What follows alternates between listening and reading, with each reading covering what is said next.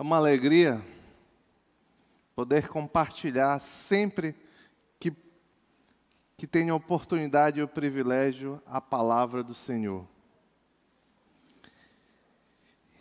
E hoje nós estamos iniciando uma nova série, a série de exposição na primeira carta do apóstolo João. Então, nos próximos domingos, salvo alguma exceção, nós vamos trabalhar nesta carta versículo a versículo. E antes de nós lermos o texto, os textos que eu queria considerar nessa noite, destacando que não iniciaremos a exposição em si, como está escrito aí, faremos apenas um panorama. Eu queria fazer uma breve introdução. Que maravilha é fazer parte de uma igreja cuja a pregação é expositiva. Hoje, como acabei de dizer, vamos iniciar uma nova série. Mas você já se perguntou ou se pergunta o que é uma pregação expositiva? Em resumo, resumindo o máximo que eu conseguir, uma pregação expositiva é aquela que busca expor verdades do texto, seguindo a ordem de revelação do livro, por isso que nós vamos versículo após versículo, observando o contexto em que o livro foi escrito, a intenção autoral, o sentido literal do texto, salvo clara impossibilidade, como, por exemplo, quando lá em João, o apóstolo João, no seu Evangelho, capítulo 10, versículo 9, diz as palavras de Jesus dizendo: eu sou a porta. É claro que Jesus não era uma porta. Então, nesse caso, é impossível interpretar literalmente. E, somando tudo isso, como conclusão de tudo isso, é a pregação que traz aplicação de todos os fatores anteriores à nossa realidade. No Novo Testamento, existem 4 palavras que são traduzidas como pregação. Toda vez que você lê no Novo Testamento a palavra pregação, você vai ver, ela é do grego, uma dessas 4 expressões que eu vou dizer agora. E note como abraça tudo isso que eu falei. As 4 palavras são kerusso. O meu grego é péssimo, ele não existe, então tenham paciência. Kerusso, euangelizo, maturel e didástico, que nos mostram 4 realidades integrantes de uma pregação bíblica. Ah, pastor, mas o senhor está falando grego, se o senhor não sabe, quem dirá eu? Mas calma, eu vou tentar dizer um pouquinho o que é cada palavra dessa. Kerusso significa mensagem dada por um rei. Anúncio das boas novas é evangelizo, ou da onde origina a palavra que nós chamamos de evangelizo. Testemunho dos fatos, maturel. E esclarecimento quanto às aplicações, didático. Buscando seguir esses 4 princípios, vamos ter uma jornada por esta carta, começando hoje com um panorama geral, um plano de voo sobre o que nós vamos caminhar daqui e, com a graça de Deus, até o final deste livro. Agora, gostaria de pedir que os irmãos abrissem a palavra do Senhor na carta, finalmente, de 1 João. E hoje eu vou pedir um pouco de atenção aí, porque eu vou usar como referência alguns versículos, mas nós não vamos expor cada versículo ainda. Vai ficar para o resto na sequência, é apenas para fazer um panorama geral. O primeiro texto de referência nesta noite é 1 João, capítulo 1, versículo 3 e 4. Diz assim a palavra do Senhor: nós lhes proclamamos o que vimos e ouvimos, para que vocês também tenham comunhão conosco. Nossa comunhão é com o Pai e com seu Filho Jesus Cristo. Escrevemos essas coisas para que a nossa alegria seja completa. O segundo texto, 1 João, avança um pouquinho, capítulo 2, versículo 1. Meus filhinhos, escrevo-lhes estas coisas para que vocês não pequem.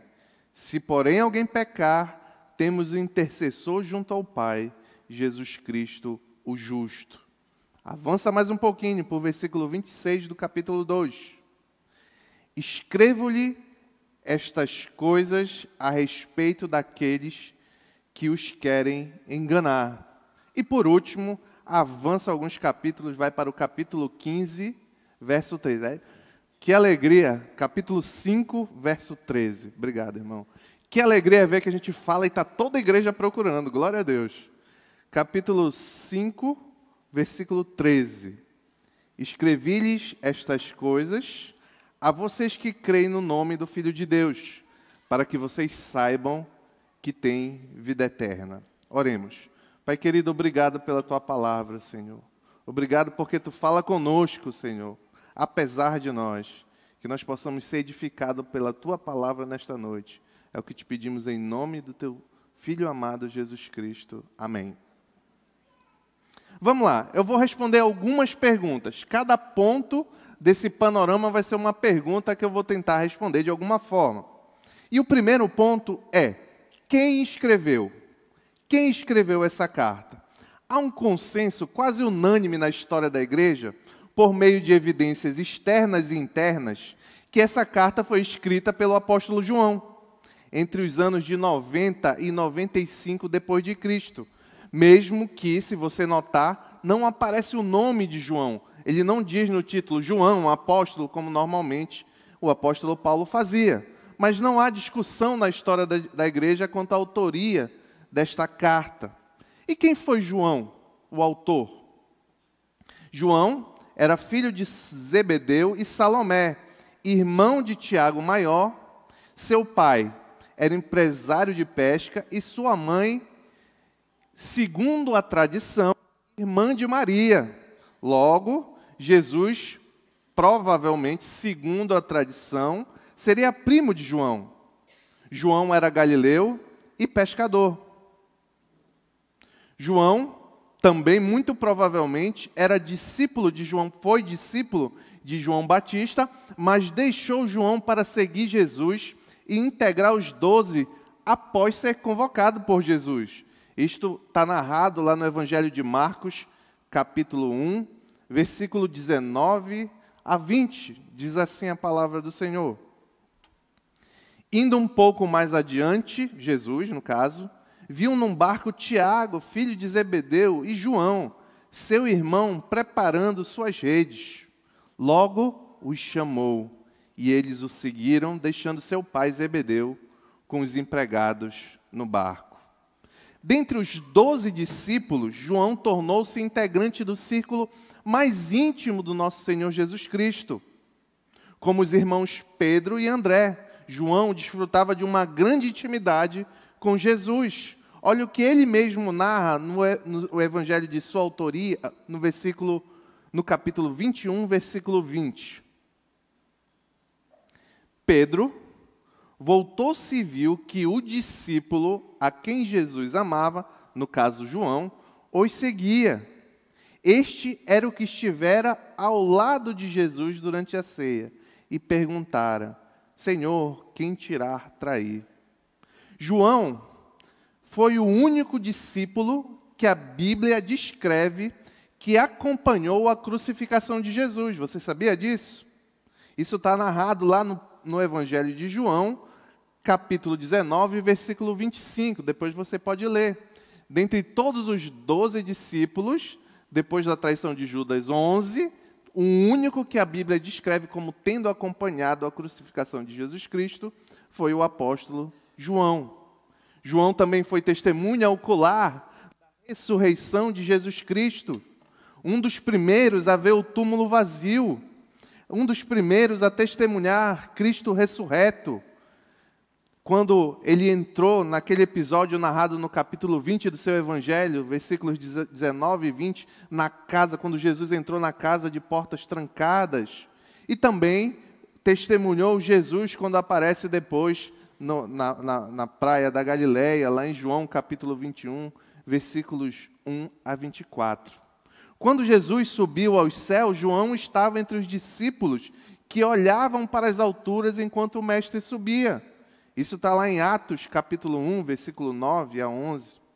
Posteriormente, por volta do ano 40 depois de Cristo, quando Paulo e Barnabé subiram a Jerusalém, Tiago, irmão de Jesus, Cefas, Pedro e João já eram lideranças proeminentes na igreja, considerados colunas da igreja de Jerusalém, como está narrado em Gálatas capítulo 2, versos 6 a 10.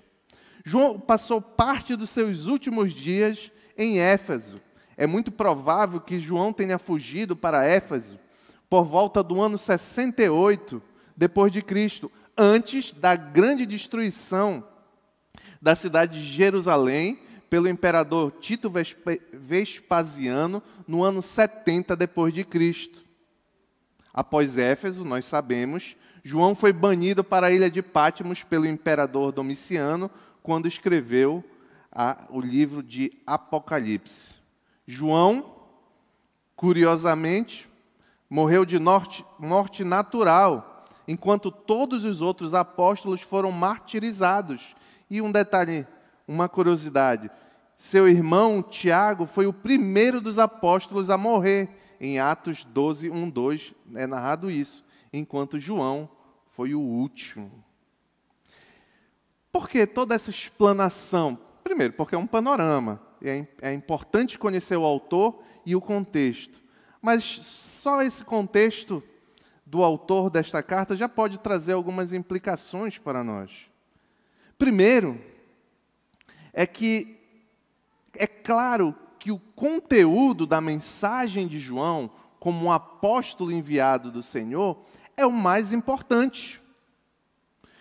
Como apóstolo, João era um mensageiro, um embaixador de Jesus Cristo.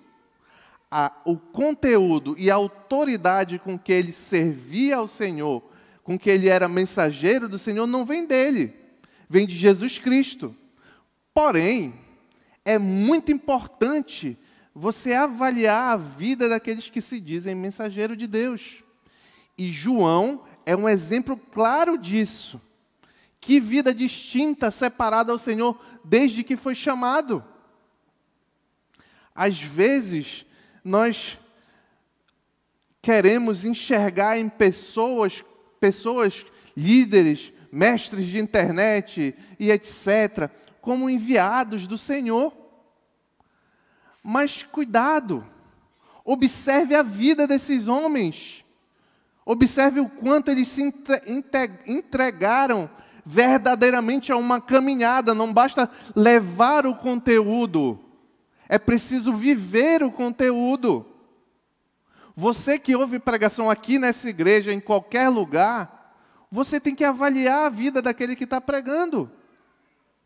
Porque não basta só ouvir, eu estudei, me preparei, e aí eu vou e trago aqui uma palavra da melhor forma que eu puder, com as minhas próprias capacidades, se a minha vida é entregue ao pecado.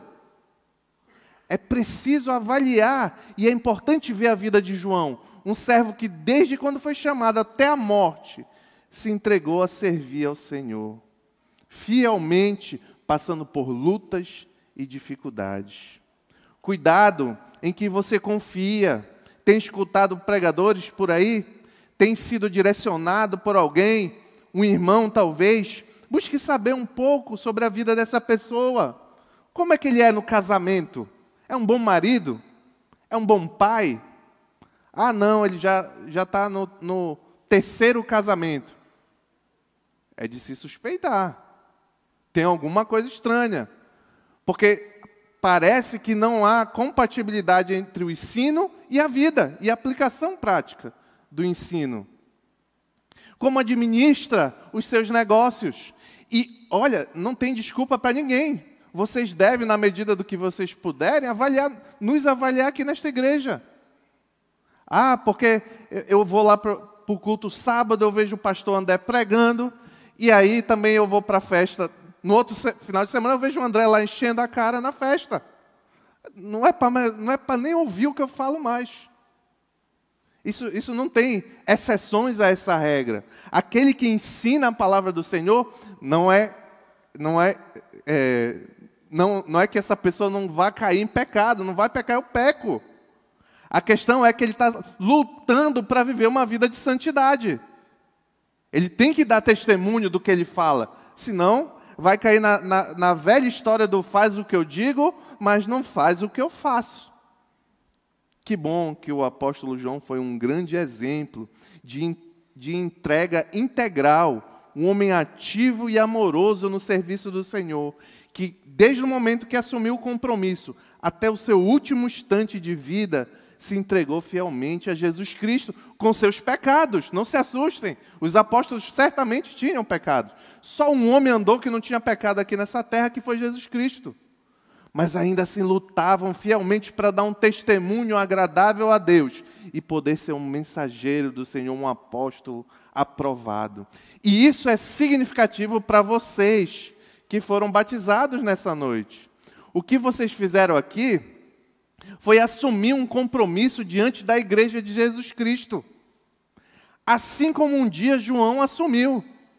E não é um compromisso que você assume em outro momento de vida, você pode simplesmente, não quero mais esse compromisso.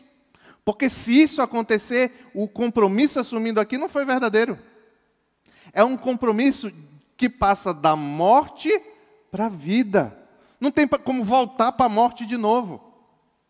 Então, se vocês assumiram esse compromisso aqui diante da igreja, e todos aqueles que já assumiram um dia esse compromisso diante da igreja do nosso Senhor Jesus Cristo, saibam que vocês assumiram um compromisso onde não há aposentadoria. Vou falar uma coisa aqui para os meus irmãos que já estão com uma idade mais avançada. Isso serve para vocês. Não tem aposentadoria no serviço do Senhor. Eu sei que se você tem alguma dificuldade de saúde, de locomoção, tudo bem. Mas tirando isso, porque eu já estou numa certa idade, eu só quero assistir o culto. Isso, imagine se João falar isso. Nós não teríamos o livro de Apocalipse. Porque ele escreveu, já tinha aproximadamente ali, se eu não estiver enganado, 90 anos. Então, a vida cristã, ela inicia a partir do novo nascimento, operado pelo Espírito Santo de Deus no coração do homem, e termina quando ele sobe para a glória, para glorificar o Deus face a face. Amém? Vou contar um testemunho do que a tradição conta sobre o coração do apóstolo João.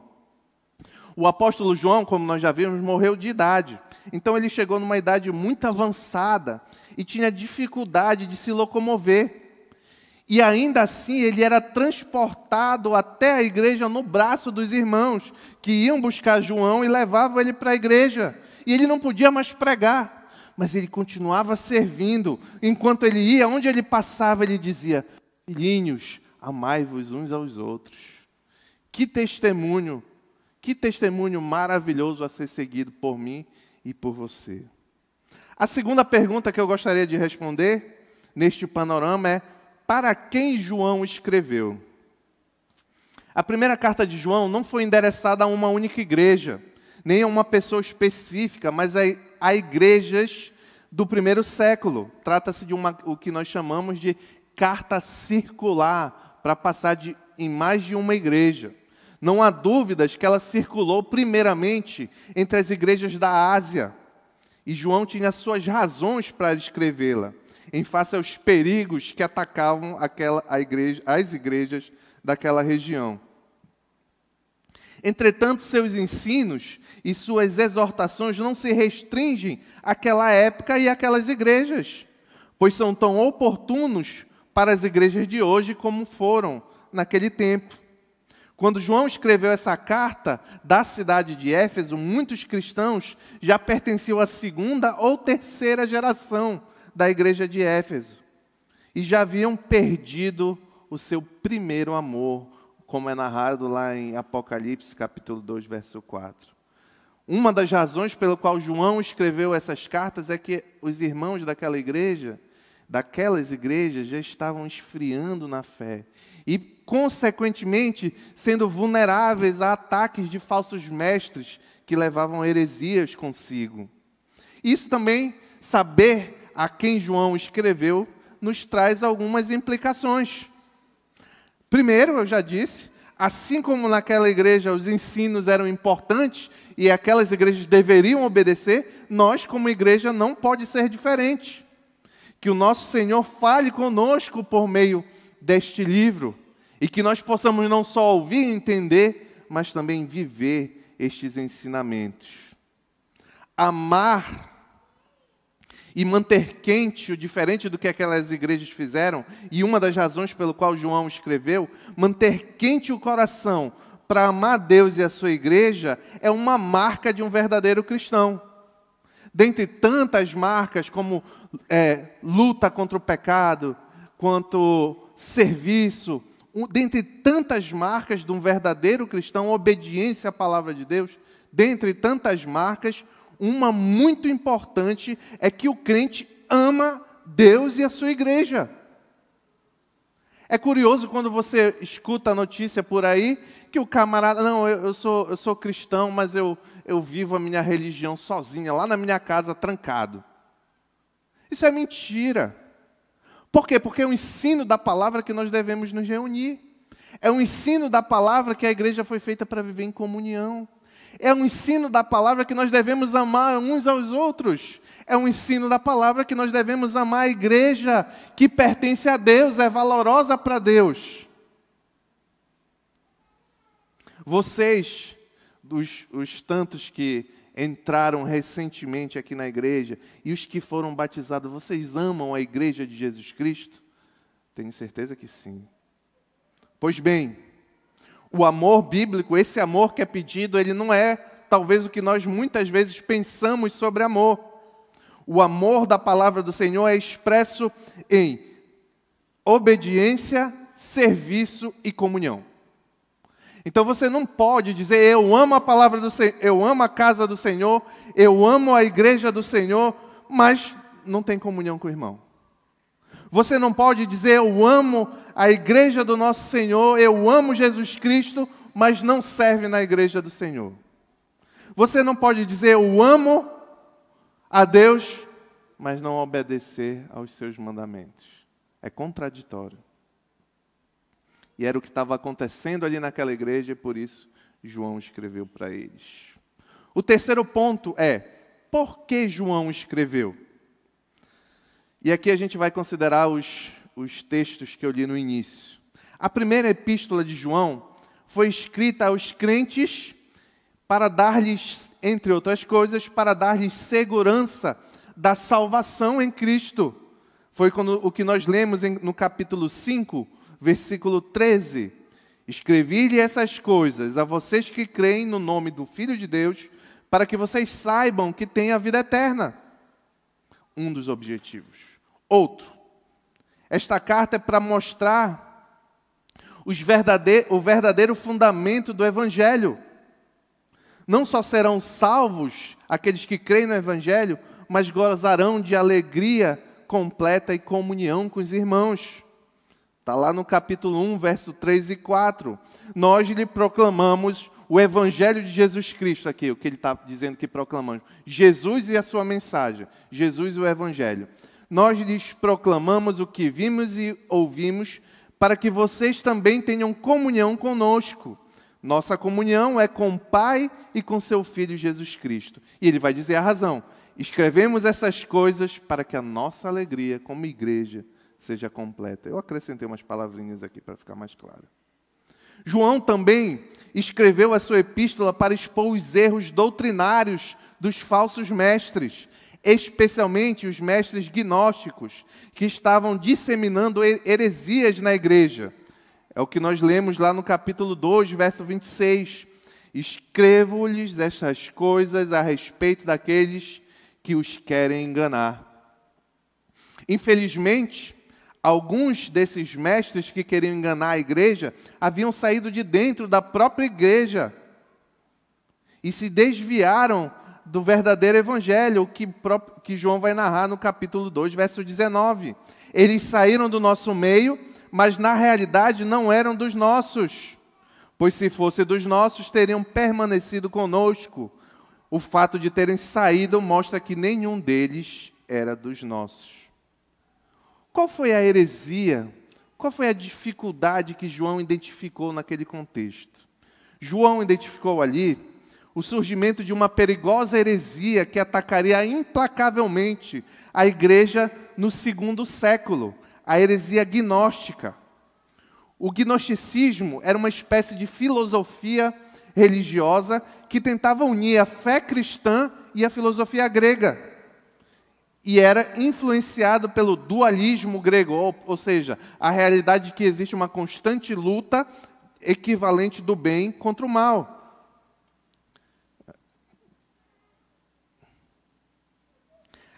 Assim como também isso gerava vários erros grotescos. Os gnósticos diziam, nesta visão dualística de mundo, que o que era espiritual era bom, e o que era material, corporal, sendo matéria, era mal. Por conseguinte, essa posição resultou em duas diferentes atitudes e comportamentos. Eu já disse algumas outras vezes aqui isso aqui. Porque eles acreditavam que o corpo era mal e que o espírito era bom, e eles eram todos bagunçados, os gnósticos, deixo isso bem claro. Eles tiravam duas conclusões dessa própria filosofia. Uma é, o meu corpo é mau, eu faço o que eu quiser com ele, porque não importa, não tem como ele ficar bom. Aí o cara se jogava na vida, fazia o que bem entendia. O outro é o seguinte, o meu corpo é mau, o meu espírito é bom, mas como o meu corpo é mau, eu vou viver uma vida asceta, de sacrifício, de se chicotear, de fazer jejuns prolongados para maltratar o corpo, porque ele é mau. Essa heresia também ensinava que para se alcançar a salvação era necessário um conhecimento especial. Você precisava saber algumas coisas racionalmente, gnose, conhecer, para que você pudesse ser salvo. É claro que tudo isso que eu estou falando é contrário ao ensino do cristianismo. Primeiro porque, quando Deus criou todas as coisas e terminou ali a criação no sexto dia, o que ele disse quando ele olhou para a criação material e espiritual? É muito bom. Deus disse que era muito bom. Da mesma forma, além da interpretação errada da visão de mundo que eles tentavam ensinar ali naquela igreja, também essa doutrina herética causou vários problemas quanto ao verdadeiro ensino de Cristo sobre a pessoa e obra de Cristo Jesus. Para os gnósticos era impossível que Jesus, Filho de Deus, tivesse vindo em corpo humano. Para eles não era impossível, porque se o corpo é material e a matéria é má, então Jesus não pode vir em corpo. Isso é impossível. Na verdade, Jesus era tipo um fantasma, era um espírito ambulante e não um corpo para os gnósticos. É claro que a gente vai considerar detidamente tudo isso no resto da exposição, mas já existem algumas aplicações aqui para nós. Primeiro, que é importante para que nós não caiamos em heresias como essa e muitas outras que existem mundo afora, é preciso você estar firmado na palavra de Deus. O pastor deu ainda agora aqui Bíblia para todo mundo que entrou. É para você ler, não é para botar na estante não, enfeitar. Porque é conhecendo a verdade que você vai saber identificar uma mentira. Ninguém tem que sair estudando todas as heresias para saber se está caindo em alguma. Não, você tem que estudar a verdade. E de posse da verdade você vai ser capaz de refutar qualquer heresia. Isso, infelizmente, não acontece em muitas igrejas. É por isso que você vê igrejas fazendo absurdos contra a palavra. Porque por mais que se diga que está, de fato, não se está afirmado na Bíblia Sagrada, na palavra de Deus, no ensino apostólico. Por isso, igrejas casam homossexuais. É por isso que há igrejas que ordenam pastoras. É por isso que, pasmem, A despeito de todos os textos bíblicos, há igrejas que defendem o aborto. Isto é um claro sinal de que a palavra não sustenta uma igreja que faz isso. Toda igreja que se conforma ao pecado, ou seja, e eu uso pecado como num significado de caminhos outros que não sejam o que o Senhor mandou. Toda igreja que se conforma ao pecado está fadada à destruição. Mais cedo ou mais tarde. De outra banda, do outro lado, toda igreja que permanece firme na palavra é indestrutível. E as portas do inferno não prevalecerão contra ela. O quarto ponto, quais são os principais ensinamentos desta carta? Destacarei alguns aqui a título exemplificativo. Em primeiro lugar, esta é uma carta apologética. João combate ousadamente falsos mestres e heresias. Em segundo lugar, esta é uma carta que busca trazer aos crentes segurança espiritual, pois garante que Deus enviou seu Filho para salvar um homem, acentuando, destacando a encarnação. A carta assegura que todos aqueles que creem em Jesus Cristo não vão ganhar, mas os que creem em Jesus Cristo já têm a vida eterna. Em terceiro lugar, esta carta ela é para nos fazer nos testarmos. Ela apresenta contrastes para que nós avaliemos o nosso caminhar cristão. Por exemplo, será que estamos andando na luz ou estamos andando nas trevas? 1 João capítulo 1, versículo 6. O quarto lugar é uma carta para o avanço da maturidade pessoal. Trata de justiça pessoal, pureza, amor e lealdade a Jesus Cristo. Em quinto lugar, como era comum ao apóstolo João, ela é uma carta que enfatiza o amor de Deus e o amor entre os irmãos. Quem não ama, vive nas trevas. Quem não ama, não conhece a Deus. A prova do nosso amor por Deus é o nosso amor ao irmão. Capítulo 4, versículo 20 a 21. Eu estou doido para chegar a esse texto aqui. Sexto lugar, esta carta enfatiza a essência do próprio Deus. João apresenta vários tributos de Deus, como Deus é luz, Deus é fiel, Deus é justo, Deus é amor e etc. Vamos ver tudo isso na caminhada. Em sétimo lugar, esta é uma carta que enfatiza a divindade de Jesus Cristo como Deus, bem como combate os gnósticos heréticos, apontando a condição humana de Jesus Cristo, mostrando o verdadeiro ensinamento de Cristo, que Jesus Cristo é homem e Deus. Oitavo lugar e último, esta carta destaca a necessidade de obediência aos mandamentos de Deus. O conhecimento de Deus, o amor a Deus e a obediência devem caminhar juntos. Aquele que diz que conhece a Deus, mas não guarda os seus mandamentos, é mentiroso. E como você pode amar aquele que você não conhece? Então, se você diz que ama a Deus, logo você deve conhecer a Deus. E se você conhece a Deus, logo, sem exceções, você deve buscar obedecer os seus mandamentos, sob pena de ser um mentiroso. Os tempos mudaram, concluindo, mas o homem é o mesmo. As heresias que atacam a igreja no passado mudaram o vestuário, a maquiagem, mas a essência é a mesma. Assim como falsos mestres saíram de dentro da igreja naquela época, hoje há muitos falsos mestres pervertendo o evangelho dentro das igrejas. A igreja evangélica brasileira é um canteiro fértil, onde tem florescido muitas novidades estranhas e precisamos nos firmar na palavra para saber a verdade. Não é, um parênteses, não estava aqui, não é quando você vai numa igreja e você se sente bem. É bom que você se sinta bem numa igreja, mas não é esse o ponto. O termômetro, o filtro é a palavra de Deus. Não é porque é confortável para você. Não é porque a mensagem esquentou seu coração. Não adianta nada disso se a palavra do Senhor não for o sustentáculo. Então, em qualquer igreja que você for frequentar, faça como os bereanos, volte para a palavra para ver se é assim mesmo, sob pena de você poder estar sendo enganado.